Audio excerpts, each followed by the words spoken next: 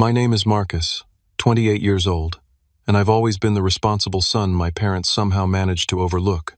For years I watched my sister Brittany get every advantage while I stood in the shadows. When my parents chose to take her on vacation instead of me, I was hurt, but not surprised.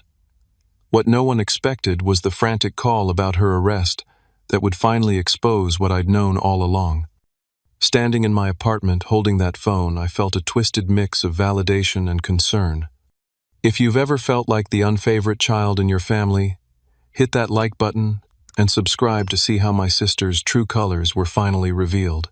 Let me know where you're watching from in the comments. Growing up in suburban Chicago, our family looked normal from the outside.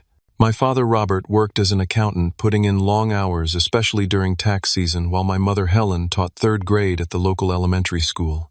We lived in a modest 4-bedroom house with a small backyard where Dad would grill on weekends during summer. On paper, we were the average American family, but inside our home the dynamics were anything but equal. From my earliest memories, the contrast between how my parents treated Brittany and me was painfully obvious. While I was the studious, responsible child who followed rules and rarely caused trouble, Brittany was 3 years younger and seemed to master the art of manipulation before she could properly tie her shoes. She had this way of tilting her head, making her eyes well up with tears, and suddenly whatever rule she'd broken was forgotten. When I was 12 and Brittany was 9, I earned straight As for the entire school year. My parents gave me a quick good job and put my report card on the refrigerator. 2 weeks later, when Brittany brought home a single B+ after getting C's all year, my parents took the entire family out for dinner at the Cheesecake Factory, her favorite restaurant, and bought her a new bike. The message couldn't have been clearer. Her smallest achievements outshined my consistent excellence. For my 16th birthday, after saving for years and researching extensively, I asked for help buying a used car. My parents contributed $300 and told me to keep saving. 6 months later, when Brittany turned 13, they surprised her with a lavish party at an indoor water park resort, inviting 20 of her friends for an overnight stay that must have cost well over $2,000. When I quietly mentioned the disparity, my mother said, "Brittany is more social, Marcus. She needs these experiences." As if I didn't also need to feel valued. The pattern continued through high school. When I was caught breaking curfew by 30 minutes after a study group ran late, I was grounded for 2 weeks. When Brittany was caught sneaking out her window at midnight to meet friends, my parents had a heart-to-heart with her about trust, and she faced no consequences. Their explanation was always some version of, "She's going through a sensitive phase," or "She needs more understanding right now." Despite the obvious favoritism, I channeled my frustration into achievement. I graduated as valedictorian, earned a full scholarship to the University of Illinois for computer science, and maintained a perfect GPA through college. Each accomplishment felt like proof I was worthy, even if my parents seemed more concerned with Brittany's struggle to maintain a C average in community college. After graduation, I landed a job at a respected software company in Chicago, steadily working my way up from junior developer to project lead within 5 years. I bought my own apartment in Lincoln Park, a modest 1-bedroom, but in a great neighborhood and completely mine. Meanwhile, Brittany bounced between jobs as a bartender, retail associate, and receptionist, never sticking with anything longer than 6 months. She lived in our parents' basement between her frequent moves in and out of apartments she couldn't afford.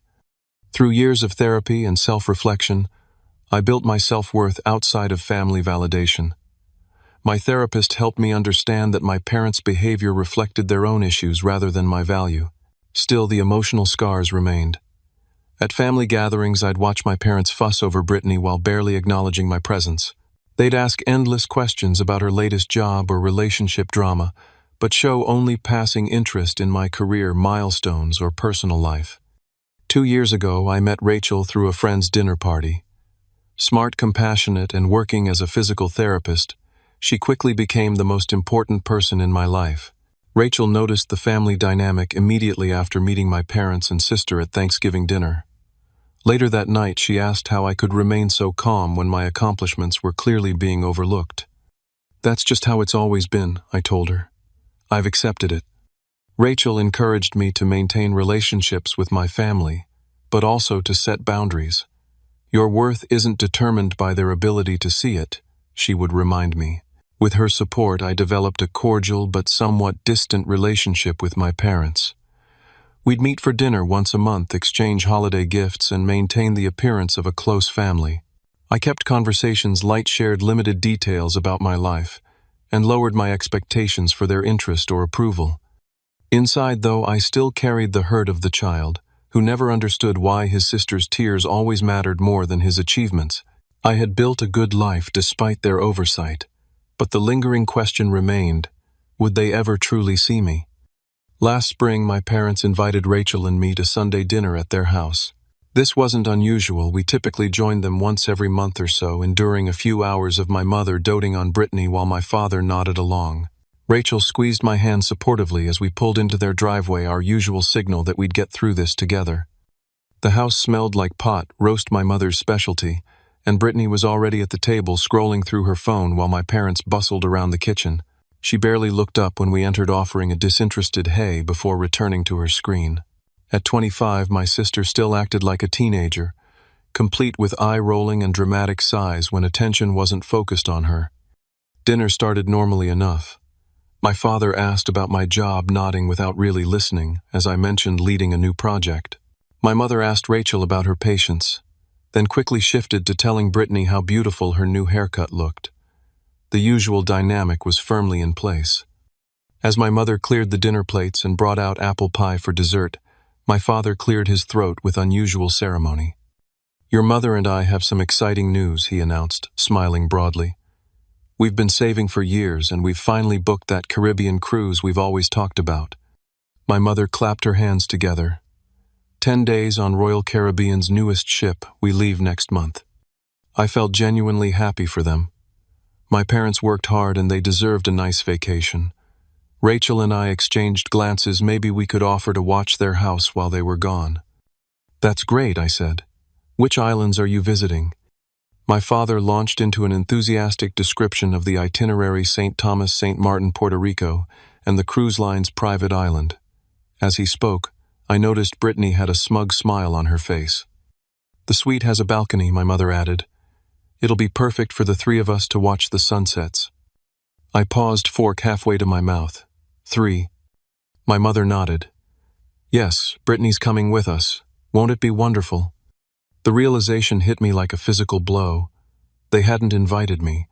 They were taking my sister on a luxury Caribbean cruise and hadn't even considered including me and Rachel. "Oh," was all I managed to say, setting down my fork as my appetite vanished. Rachel, always perceptive, placed her hand on my knee under the table. "Marcus wouldn't be able to take the time off work anyway," my father said dismissively. "His job keeps him so busy. And Brittany really needs this break," my mother added quickly. "She's been so down since her breakup with Todd." Ah, there it was.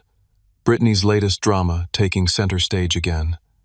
Her 2-month relationship with a guy she met at a bar had ended, and somehow that warranted a Caribbean cruise. Meanwhile, I had recently completed a major project that saved our company millions, a fact I'd mentioned earlier that they'd completely ignored. Brittany finally looked up from her phone. "The shopping in St. Thomas is supposed to be amazing. Mom and I are getting matching swimsuits." She didn't even pretend to be sorry I wasn't included. The rest of the dinner passed in a blur. I smiled mechanically, asked appropriate questions about their travel plans, and declined a second slice of pie. Rachel carried most of the conversation, asking about cruise activities and shore excursions, while I struggled to mask my hurt. On the drive home, the facade crumbled. 10 years, I said, my hands gripping the steering wheel too tightly. 10 years I've been talking about wanting to visit the Caribbean. They know that. They've heard me talk about it since college. "I'm so sorry, Marcus," Rachel said. "That was incredibly thoughtless of them." "Thoughtless implies they didn't think about it," I replied. "They thought about it. They just decided I didn't matter." The next day, I called my best friend Jake and told him what happened. Unlike me, Jake had never learned to filter his reactions.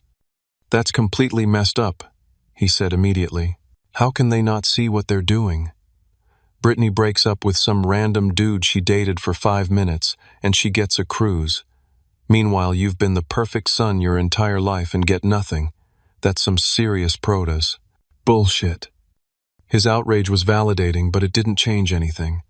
I was still excluded, still an afterthought in my own family. Maybe I should say something I considered aloud. Tell them how it made me feel. Would it matter, Jake asked. Would they actually hear you, or would they just make excuses for why poor Brittany needs it more? He had a point. Previous attempts to discuss the favoritism had always been dismissed as sibling rivalry or oversensitivity on my part. Focus on your own life, Jake advised. Plan an even better trip with Rachel. Live well, it's the best revenge. Taking his advice, Rachel and I began researching vacation options for ourselves. We settled on a trip to Colorado later in the summer, hiking mountain cabins and outdoor adventures that suited us far better than a crowded cruise ship anyway. As my parents' departure date approached, I threw myself into work.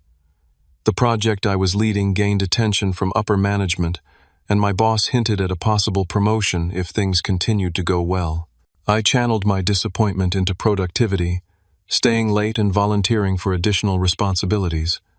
3 days before my parents and Brittany were scheduled to leave, I stopped by their house to drop off a guidebook for Caribbean ports that Rachel had found.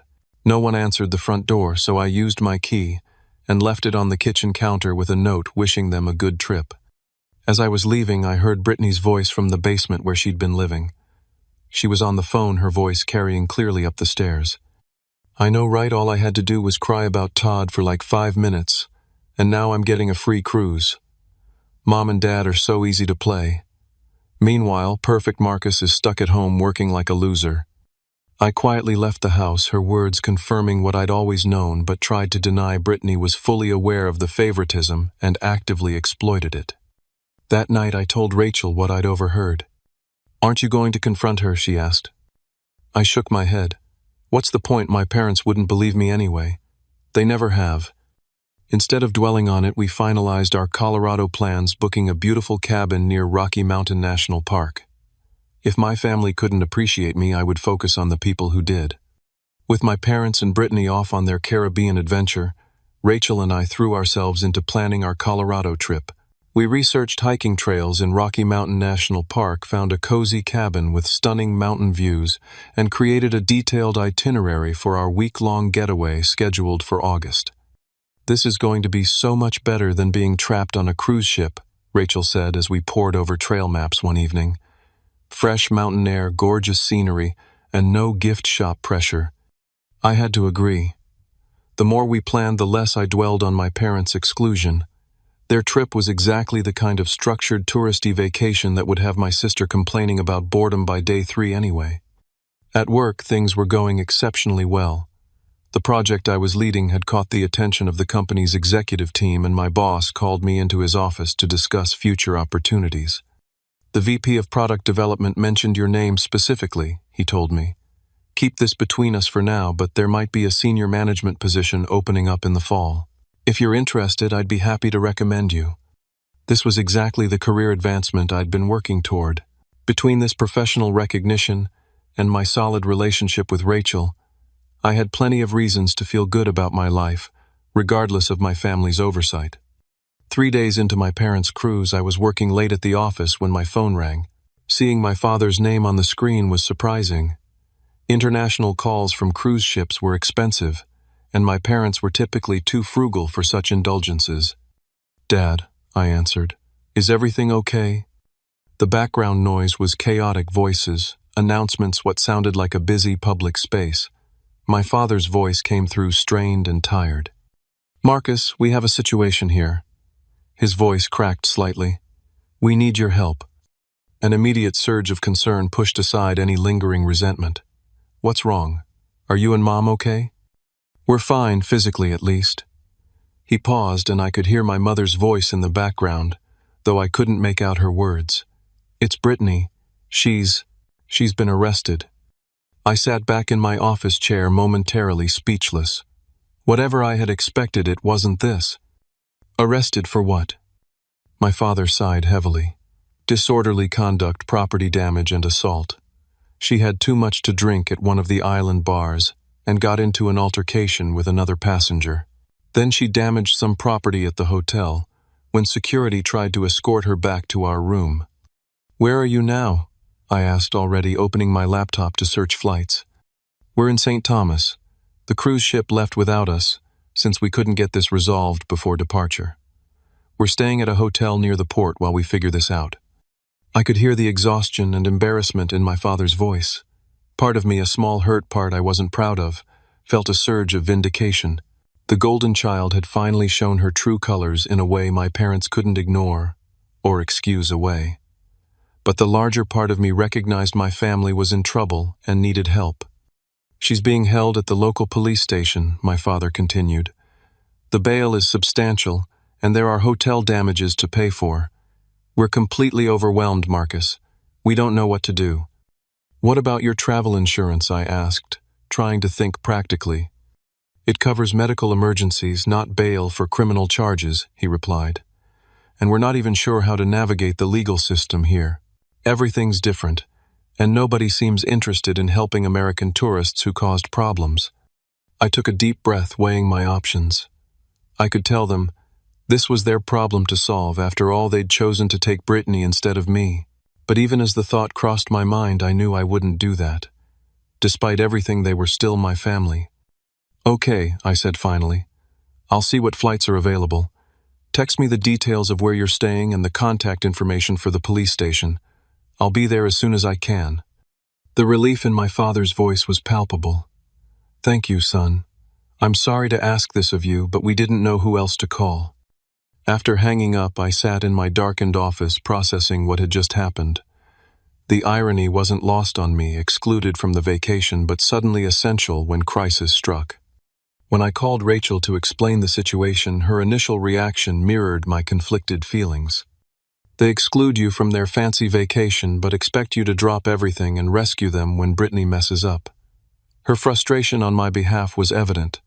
Part of me wants to tell you to let them handle their own problems. I considered it, I admitted. But I can't just leave them stranded there. Rachel was quiet for a moment. That's why I love you. Even after everything, you're still willing to help. She paused.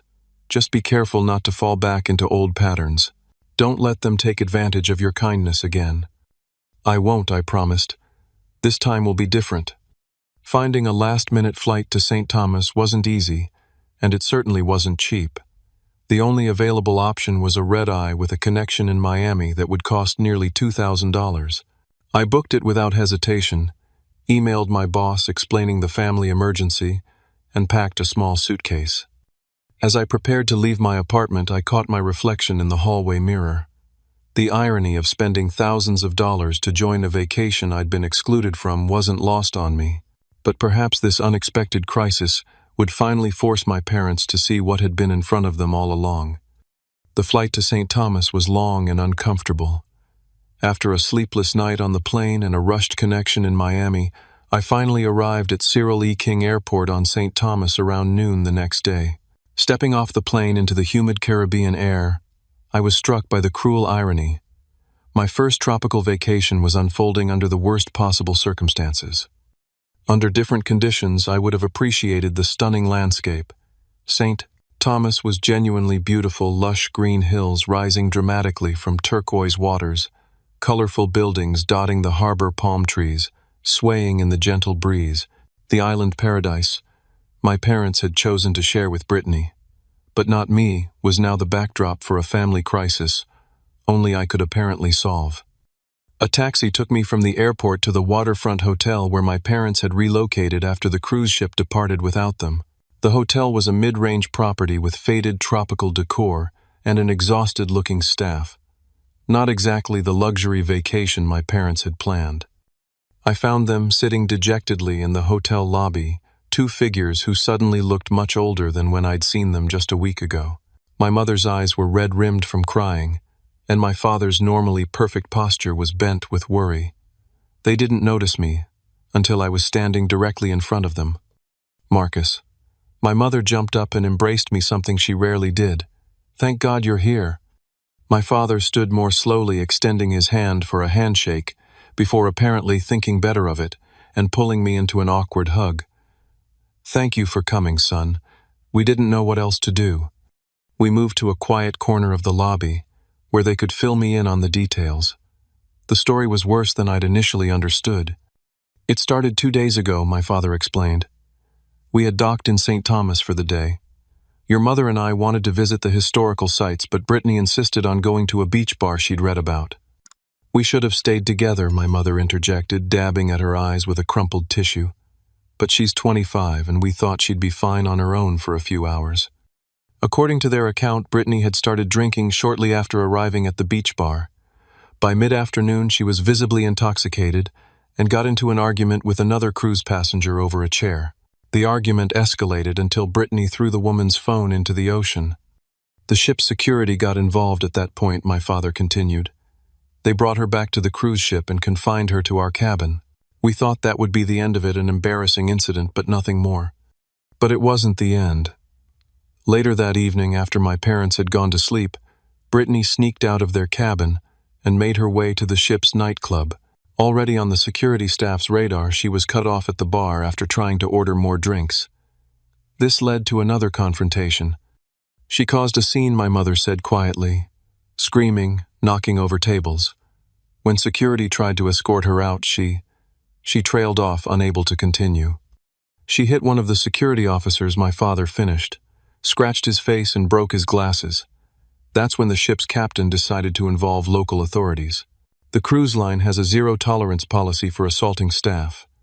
By the time they docked the next morning, the ship's security had contacted St. Thomas police. Officers were waiting to take Brittany into custody. The cruise line informed my parents they could either disembark with Brittany or continue the cruise without her. Naturally, they chose to stay with their daughter. The ship left yesterday afternoon, my father said. We've been dealing with the police and trying to figure out what to do since then. In addition to the assault charge, Brittany was facing charges for property damage to the cruise ship and disorderly conduct. The cruise line was also threatening civil action for damages and the disruption to their operations. Have you spoken with her? I asked. My parents exchanged glances. Briefly, when they allowed us to see her yesterday, my mother said.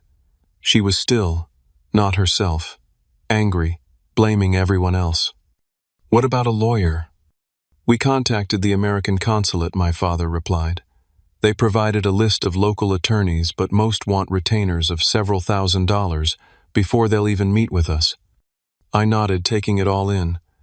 And the hotel you mentioned, damages. My father winced. After we checked in here, Brittany had some sort of meltdown in the hotel lobby, broke a glass table and damaged a computer at the front desk. The hotel manager says we're responsible for almost $3,000 in damages, and they're considering pressing additional charges. It was worse than I'd imagined. My sister hadn't just had a momentary lapse in judgment, she'd embarked on a destructive spree that spanned multiple locations and involved multiple victims. Looking at my parents, I noticed something I'd never seen before. They looked defeated. For the first time in my memory, they weren't making excuses for Brittany or trying to minimize her behavior. They were simply overwhelmed by the consequences of years of enabling her. I'll handle this, I said with more confidence than I felt. First, I need to understand exactly what charges we're dealing with and what options we have. My first stop was the police station, a small worn building near the harbor. Inside, the air conditioning was struggling against the tropical heat, and several officers moved unhurriedly between desks. I approached the front desk and explained I was there about Brittany. The officer directed me to speak with Officer Dawson, a heavy-set man with a weathered face that suggested decades of service. You're the brother, he asked when I introduced myself. Yes, I just arrived from Chicago to help sort this out. Officer Dawson leaned back in his chair. Your sister's got herself in quite a situation. Assault on security personnel is serious business, especially in a tourist economy like ours. The cruise lines have a lot of influence here. I understand, I said. Can you tell me exactly what charges she's facing and what options we have? He pulled out a file and flipped it open. Disorderly conduct, destruction of property, and assault. Bail's been set at $5,000, but even if you pay that, she can't leave the island until this is resolved. She'll need to appear in court next week. As we discussed the details, Officer Dawson let something slip that caught my attention. Not her first rodeo with law enforcement, is it? He remarked casually. I paused. What do you mean? He looked up, realizing he'd said something I didn't know. Oh, I assumed you were aware. When we processed her, her record came up. She has prior arrests in Illinois, 2 DUIs and a disorderly conduct charge from last year. All plead down to minimal consequences. The revelation hit me like a physical blow. Brittany had a criminal record. How had I not known about this? More importantly, how had my parents kept this from me? After finishing with Officer Dawson, I headed to the hotel management office to discuss the property damage situation. The manager, Mr. Reynolds, was initially cold and unwilling to negotiate. "We have a zero-tolerance policy for guests who damage our property," he stated firmly. "We're well within our rights to press charges in addition to demanding payment for repairs." I took a different approach than my panicked parents likely had. "Mr. Reynolds, I completely understand your position. My sister's behavior was inexcusable and my family takes full responsibility. What happened here was not representative of who we are, and we're prepared to make this right financially. Is there a way we can resolve this without additional legal proceedings?" My calm, professional demeanor seemed to ease his hostility. After some discussion, he agreed to accept payment for damages, without pressing additional charges, provided we settled the bill immediately and ensured Brittany wouldn't return to the property. With a better understanding of the situation, I returned to my parents at the hotel. It was time for some difficult conversations, not just about Brittany's current predicament, but about the patterns that had led us here. The next morning, I took a taxi to the St. Thomas police station alone. My parents had wanted to come, but I insisted on meeting with Brittany by myself first. After checking in with the front desk and surrendering my ID, I was led to a small windowless room with a metal table and 2 chairs. 5 minutes later, the door opened, and Brittany entered escorted by a female officer. My sister looked nothing like the confident, always put-together person I knew. Her hair was unwashed, her eyes bloodshot, and the tropical tan she'd been working on was now patchy and peeling. The bright orange jumpsuit did nothing for her complexion. The officer removed her handcuffs and left us alone, explaining she'd be right outside the door. "Well, look who's here to save the day," Brittany said, her voice hoarse but still dripping with sarcasm. "St. Marcus swoops in to rescue everyone. I didn't take the bait. How are you holding up?" She rolled her eyes. "How does it look like I'm holding up? I'm in jail in some third-world island. The food is disgusting, and I haven't had a decent shower in days. St. Thomas is part of the U.S. Virgin Islands, not a third-world country," I corrected her automatically. "And you're lucky the charges aren't worse." She glared at me. "Are you here to lecture me or help me? Because Mom and Dad said you were coming to get me out." I leaned forward, making direct eye contact. "I'm here to help, but getting you out isn't as simple as paying bail. You're facing serious charges, Brittany. Assault, property damage, disorderly conduct, and according to the police, these aren't your first offenses." Her expression flickered briefly before hardening again. "Those other things were misunderstandings, and Mom and Dad took care of them." "Like they've taken care of everything your entire life," I said quietly. "But they can't fix this one with a teary conversation and a checkbook. The cruise line wants to press charges. The hotel wants thousands in damages. And you can't leave the island until you appear in court next week. So what's the plan? You must have a plan since everyone thinks you're so perfect." The bitterness in her voice was palpable. I sighed. "I'm working on it, but first I need to understand exactly what happened, the truth, not whatever edited version you told Mom and Dad. They told you everything already, I'm sure. They told me what they know. I suspect that's not the whole story." Brittany crossed her arms defensively. "What's that supposed to mean?" "It means Officer Dawson mentioned your previous arrests. The ones Mom and Dad apparently handled so quietly, I never even knew about them. 2 DUIs and disorderly conduct. When did all that happen?" For the first time, Brittany looked genuinely uncomfortable. "That's none of your business." "It became my business when I flew 2,000 miles to help clean up this mess I countered. What else don't I know, Brittany? What else have you been hiding while Mom and Dad bend over backward to protect you?" Something in my tone must have gotten through to her because her defiant posture suddenly collapsed. She rubbed her face with both hands, a gesture that reminded me of when we were children, and she was caught in a lie. The first DUI was 3 years ago, she admitted quietly. I was driving home from a party and got pulled over. My blood alcohol was twice the legal limit. Dad hired a lawyer who got it reduced to reckless driving. I had to pay a fine and take some classes. And the second, last year. Similar situation, but I clipped a parked car. No one was hurt, she added quickly. Mom and Dad paid for the damages privately so the other car owner wouldn't press charges. My license was suspended for 3 months. The disorderly conduct. She looked away. Got into a fight with a bouncer at a club when he cut me off. It's not as bad as it sounds. I sat back processing this information. While I'd been building my career and relationship believing my sister was just immature and spoiled, she'd actually been spiraling into dangerous behavior patterns that could have killed someone. Why, I asked simply.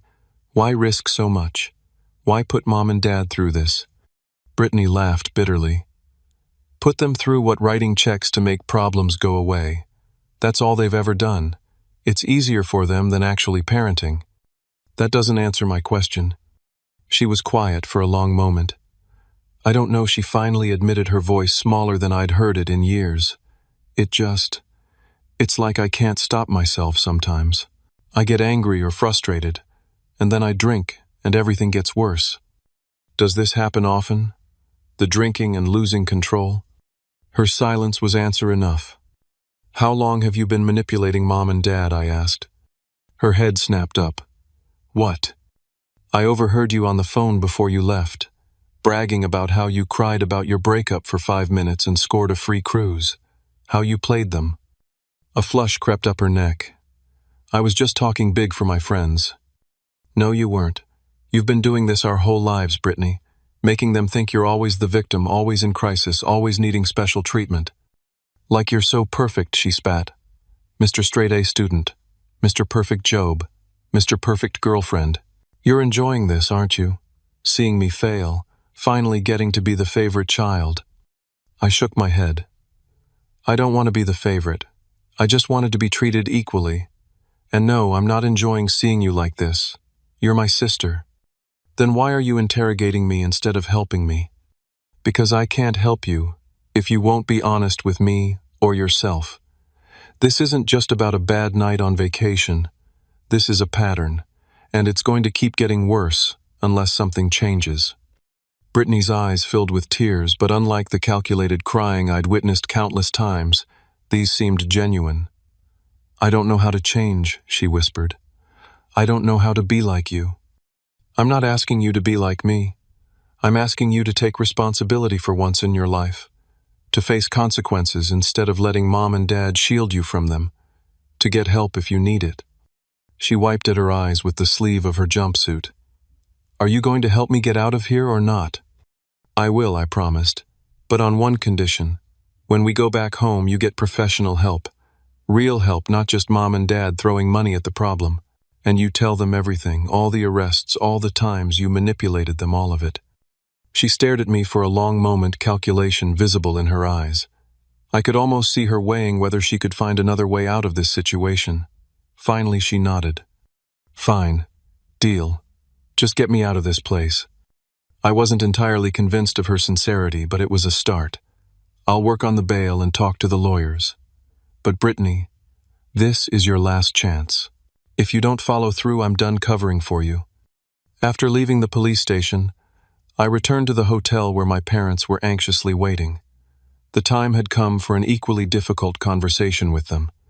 They bombarded me with questions as soon as I walked into their room. How is she? Is she okay? What did she say? Can we get her out? My mother's words tumbled over each other. She's physically fine, I assured them. But we need to talk about some things before we move forward. What things? My father asked warily. I took a deep breath. I know about Brittany's previous arrests, the DUIs, the disorderly conduct charge, all of it. My parents exchanged alarmed glances.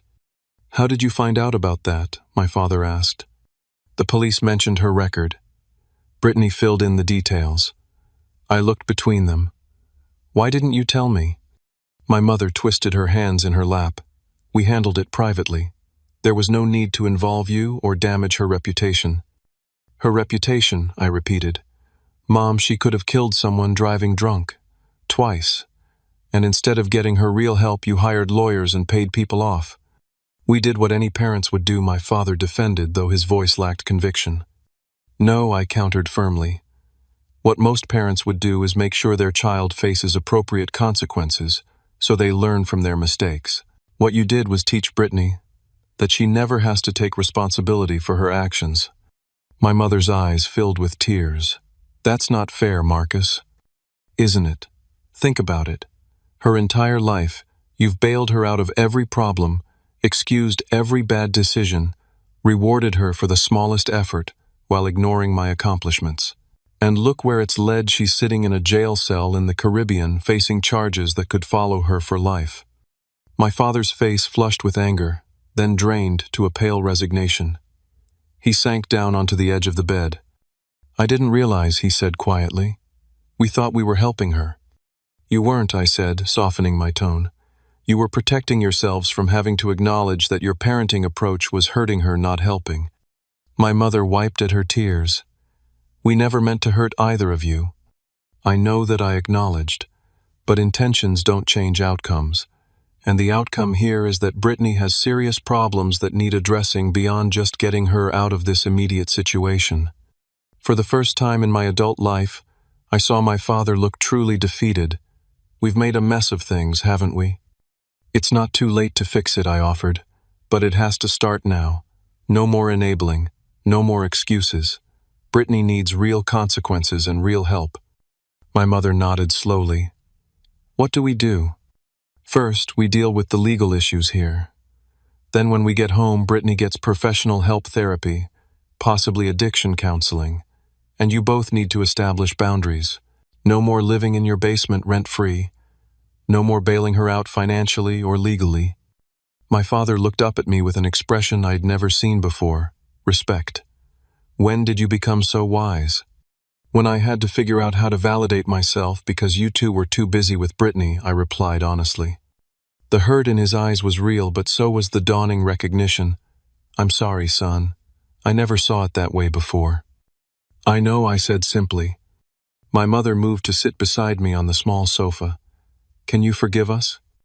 I'm working on it, I answered truthfully. But right now we need to focus on helping Brittany in the right way. Are you both willing to do that? Even when it's hard. Even when she tries to manipulate you. They exchanged glances, then nodded in unison. We'll try, my father promised. We'll do better. For both of you. It wasn't a perfect resolution, but it was a start. For the first time, I felt like my parents were truly seeing me, and also truly seeing the damage their favoritism had caused. The next morning, I met with a local attorney recommended by the American consulate. Jeffrey Williams was a transplant from New York who had been practicing law in the U.S. Virgin Islands for 15 years. His office was a small space above a dive shop near the harbor, with windows that let in the sea breeze and distant sound of boat horns. Your sister has managed to create quite a legal tangle, he remarked after reviewing the police reports and charges. The good news is that nobody was seriously injured. The bad news is that the cruise line is pushing hard for maximum penalties to make an example of her. What are our options, I asked. Given that this is her first offense in this jurisdiction, we could potentially negotiate a plea deal, he explained. She'd have to plead guilty to lesser charges, pay restitution for all damages, possibly perform community service, and agree to some form of rehabilitation program. And if we fight the charges? Attorney Williams shook his head. I wouldn't recommend it. There are multiple witnesses, including security personnel and other passengers. If this goes to trial, she's looking at potential jail time. After discussing the financial aspects, his retainer fee was substantial but not unreasonable given the circumstances. I hired him on the spot. With my parents' authorization, I withdrew funds from their emergency savings account to cover the retainer and Brittany's bail. By mid-afternoon, I had posted bail and negotiated with the court to allow Brittany to stay at our hotel while awaiting her hearing with strict conditions that she not leave the property without supervision or consume any alcohol. When I brought her back to the hotel, my parents rushed to embrace her, but I noticed something different in their manner. The usual blind relief and immediate forgiveness were tempered with a new wariness. Our conversation had made an impact. Brittany, for her part, seemed subdued. Whether from the reality of her situation or simply from the discomfort of her brief incarceration, she wasn't immediately falling back into her usual patterns of deflection and manipulation. With Attorney Williams's guidance, I next approached the hotel management about the property damage. Mr. Reynolds, the manager, had initially been firm about pressing charges, but after a candid conversation about Brittany's willingness to take responsibility and our immediate payment for damages, he reluctantly agreed to drop potential charges. "This is a one-time courtesy," he emphasized.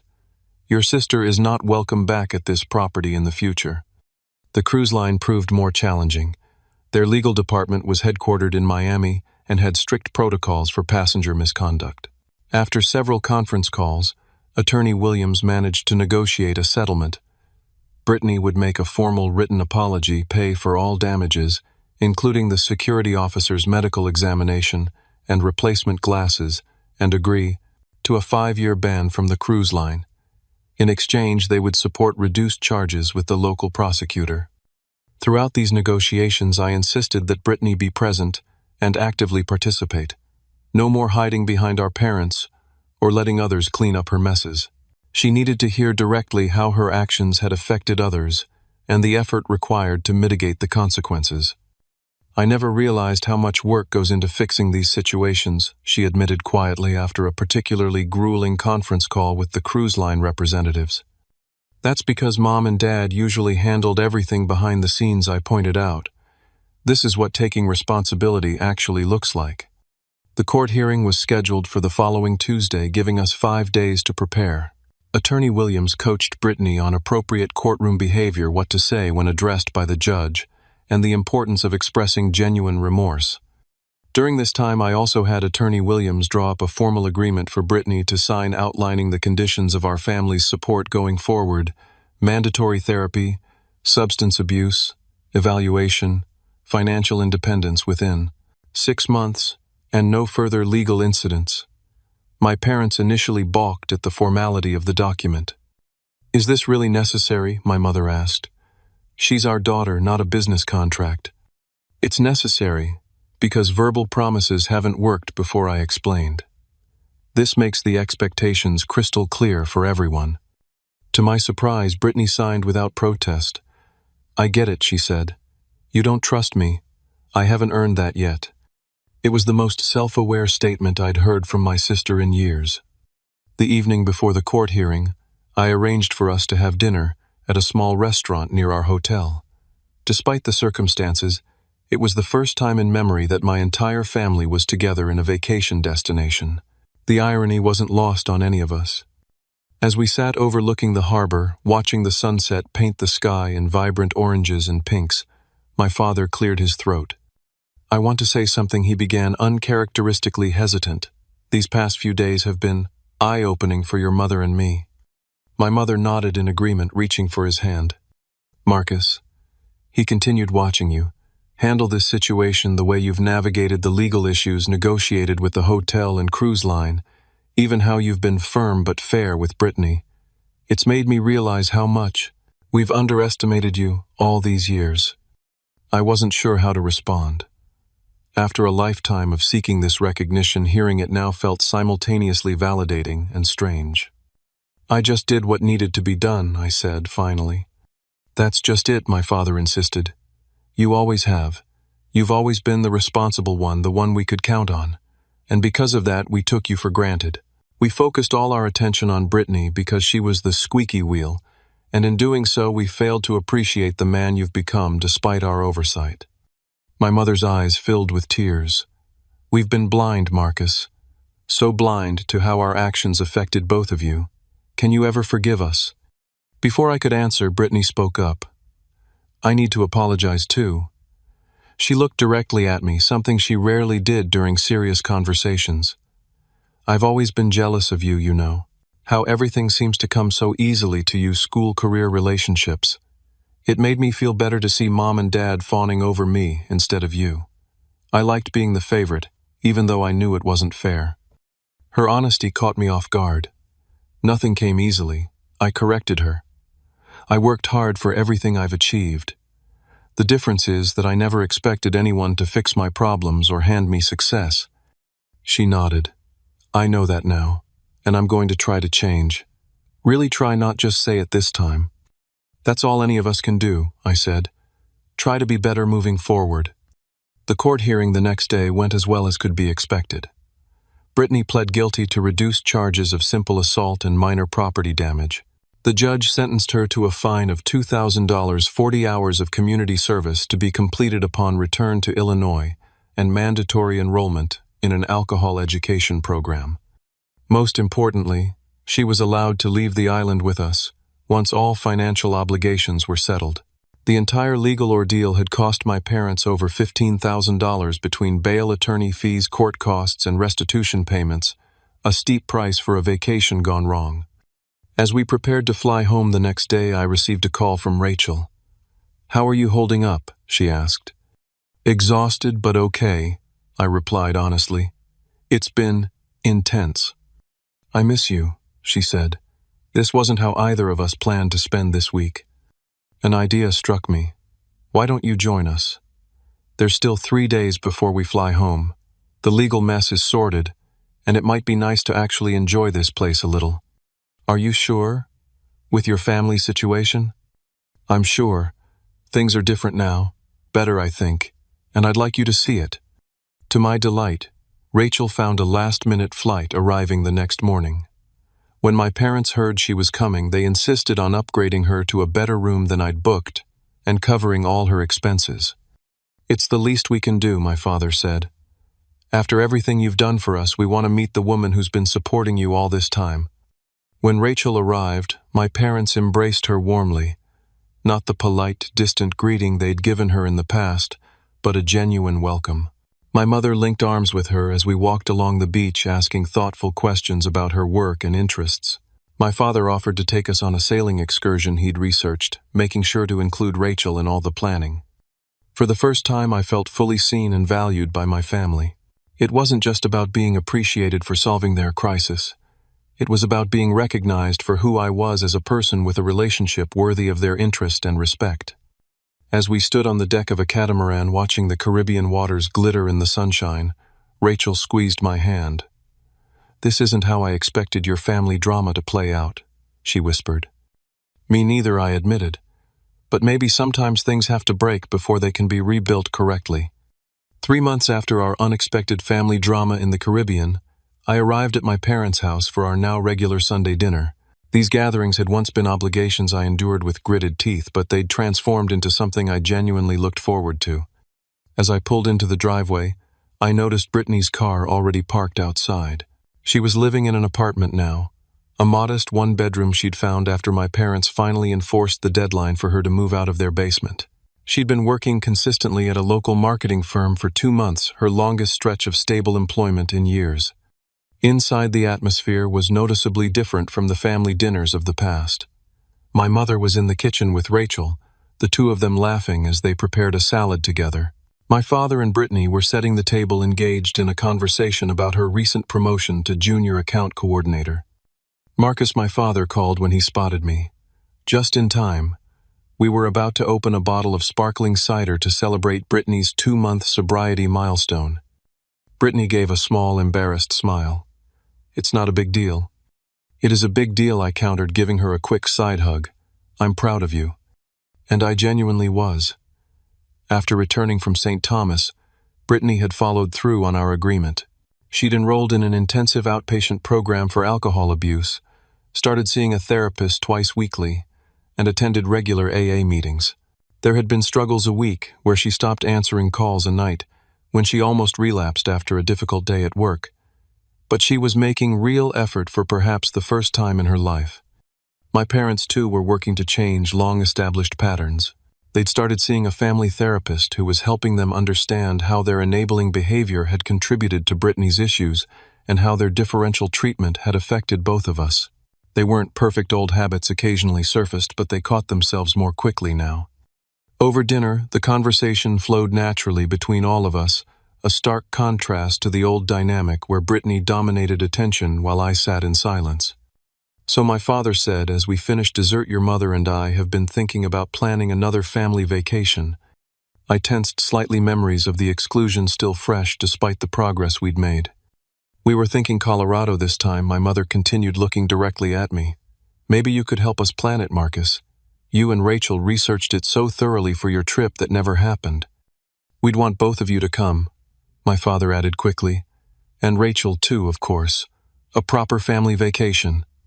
The simple acknowledgement that a family vacation should include the entire family meant more than they could know. I'd like that, I said sincerely.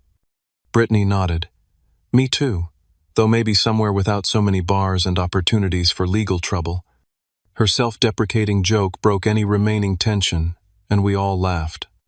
Later that evening, as Rachel and I drove home, she commented on the change. They're really trying, aren't they? They are, I agreed. It's still strange sometimes having them actually listen when I speak, ask about my work, remember things I've told them. Do you think it will last? She asked. I considered the question. I think so. Not perfectly, but meaningfully. The crisis forced them to see things they'd been avoiding for years, and Brittany's doing the work too, which makes a huge difference. That night I called Jake to update him on the latest developments. My best friend had been skeptical about the family transformation, warning me not to get my hopes up too quickly. So, they're actually following through, he asked, surprise evident in his voice. Even Brittany? Even Brittany, I confirmed. She's been sober for 2 months, has her own place, and hasn't asked our parents for money once since we got back. And your parents? They're treating you differently. Like I'm a full member of the family, not just an afterthought. Dad called yesterday just to ask my advice about investing in a new mutual fund. Mom sends me articles related to my work. Small things, but they add up. I'm happy for you, man, Jake said. Just be careful. People don't change overnight. It wasn't overnight, I reminded him. It took 28 years and a Caribbean arrest to get here. We both laughed, but his caution wasn't entirely misplaced. There were still moments when old patterns threatened to resurface: a missed birthday card, an excessive reaction to one of Brittany's minor accomplishments, a thoughtless comment comparing us. The difference was that now these incidents were exceptions rather than the rule, and often quickly recognized and corrected. The most profound change wasn't in my parents or Brittany, but in myself. For years, I'd defined my worth in opposition to how my family treated me, proving my value through achievements they barely noticed, building a life they paid little attention to. I'd carried a constant undercurrent of resentment, a need to prove myself that colored even my proudest moments. That burden had lightened. I no longer felt I needed to achieve to be worthy of love or attention. My accomplishments were still important to me, but they were no longer desperate attempts to be seen. The promotion I received the month after returning from St. Thomas felt satisfying for its own sake, not as a statement to my family. My relationship with Rachel deepened as well. Without the constant background stress of family tension, I found myself more present, more capable of vulnerability. We began talking seriously about our future together, moving in eventually marriage. One evening, about 4 months after the St. Thomas incident, my father called and asked if I could meet him for lunch the next day, just the two of us. We met at a small deli near my office. I've been doing a lot of thinking, he said after we'd ordered. About you, about our relationship over the years. I nodded, waiting for him to continue. I realized something recently. I always thought of you as the child who didn't need me. You were so capable, so self-sufficient from such a young age. Brittany was always in crisis, always needing guidance or rescue. It made me feel necessary, important. He looked down at his hands. I think subconsciously I liked feeling needed. And I didn't make you feel needed, I surmised. Number. But that was my failing, not yours. Instead of recognizing your independence as a strength to be proud of, I took it as a reason to focus elsewhere. He looked up at me, his eyes glistening slightly. I missed so much, Marcus. Your achievements, your struggles, the man you were becoming. I'll never get those years back, and I'm so sorry for that. The simple, heartfelt apology meant more than any grand gesture could have. Thank you for saying that, I said quietly. I can't change the past, he continued, but I want you to know how proud I am of you. Not just for helping us in St. Thomas, but for everything, the career you've built, the relationship you've cultivated with Rachel, the person you are despite our shortcomings as parents. It was the acknowledgement I'd been seeking my entire life. And yet somehow I realized I no longer needed it quite as desperately as I once had. I appreciate that, Dad. I really do. As we ate our sandwiches, our conversation shifted to everyday topics, work projects, sports plans for the weekend. Simple, normal father-son conversation. It struck me that this ordinary interaction, free from the weight of past resentments, was perhaps the greatest gift of our family's transformation. 5 months after St. Thomas, Brittany reached out to me directly, asking if we could meet for coffee. She looked healthier than I'd seen her in years, clear-eyed, well-rested present. "I wanted to thank you," she said after we'd settled at a small table, "not just for helping with the legal mess, but for forcing me to face reality. You're doing the work I pointed out. That's all you." She shook her head. "I wouldn't have started without that push, and I wanted to apologize again more directly. I knew what was happening all those years, how differently they treated us. I exploited it because it was easier than actually dealing with my issues." Her honesty was refreshing. "We can't change the past," I said, echoing my father's words. "But we can build something better going forward." "That's what my therapist says too," she replied with a small smile. "One day at a time, or whatever." Building a new relationship with Brittany was still a work in progress. There were years of competition and resentment to overcome, but for the first time it felt possible that we might eventually develop a genuine sibling bond based on mutual respect rather than rivalry.